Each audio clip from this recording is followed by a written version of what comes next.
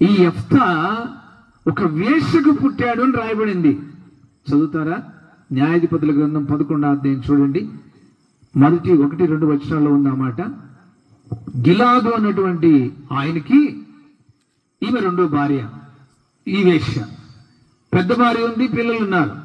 ఆ పెద్ద భార్య పిల్లలు ఈ యెఫ్తాను ఏమంటున్నారో చూడండి, చదవండి. గిలాదు వాడైన యెఫ్తా పరాక్రము గల బలాఢ్యుడు. అతడు ఏమో అర్థమైందా? ఎవరి కొడుకు? ఎవరి కొడుకు? మీ ఊర్లో ఒక వేశ్యకు కొడుకు ఉన్నాడు అనుకోండి, మీరందరూ ఏమంటారు చెప్పండి? అన్ని కార్యక్రమాల్లో కలవనిస్తారా? దగ్గరికి రానిస్తారా? మన పిల్లలు వెళ్ళి ఆ వేశ్య కొడుకుతో సహవాసం చేస్తే ఏమంటారు? రే మతుందో మతి లేదురా, నీకున్న మర్యాదలు విలువలు ఏంటిరా, ఏమనుకుంటున్నారా? ఎవరు అనుకుంటున్నా బాబు? ఒక వేశ్య కొడుకుడా, వాంతో వెళ్తే 10 మంది చూస్తే ఏమంటారా? అబ్బో, నా భాషలో నేను అంటుంటా మా పాపతో, నాన్న ఎవరు తప్పు చేసినా నువ్వు ఏమీ అనవు, ఏందో దాన్ని చాలా తేలిక తీసుకుంటావు, అదేముందిలేమా ప్రార్థన చేద్దాం చక్క పెడదాంలేమ్మా అంటావు, ఎందుకు నాన్న ఎవరిని ఏమనవు అంటే, వినండి వినండి, నా భాషలో నా పిల్లలకి నేనేం చెప్తానంటే, నేనేమన్నా స్తంభం ఎత్తానా అమ్మ అంట.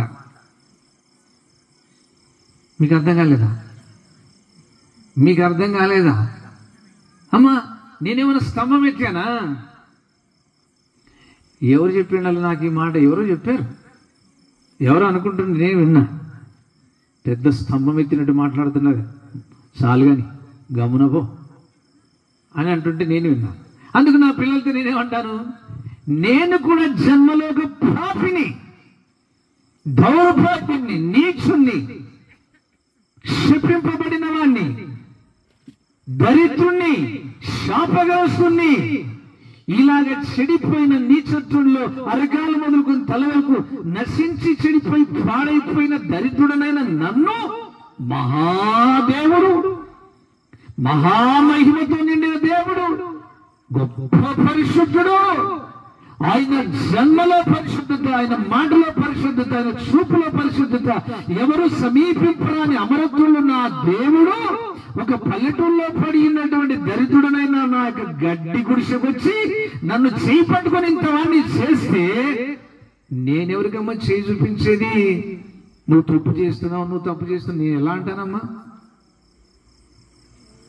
నన్ను లేవనెత్తాడు నా ప్రభువు, ఆ చీకటి నుండి బయట తీశాడు, ఆ పాపము కోరల నుండి విడిపించాడు, ఆ నీచపు బ్రతుకుల నుండి విడిపించి ఈరోజు వేల లక్షల మందికి టీవీలలో, యూట్యూబ్లో దేవుని ప్రేమను పంచడానికి అనేక తల్లులకు, అనేక తండ్రులకు, అనేక యవనులకు వాడుకుంటున్నాడు. నన్ను ఇలా చేసిన నా గొప్ప దేవుడు నన్ను ఇంత క్షమిస్తే నేను ఒకరి మీద విరేలు పెట్టి చూపించవచ్చా? చూపించవచ్చా?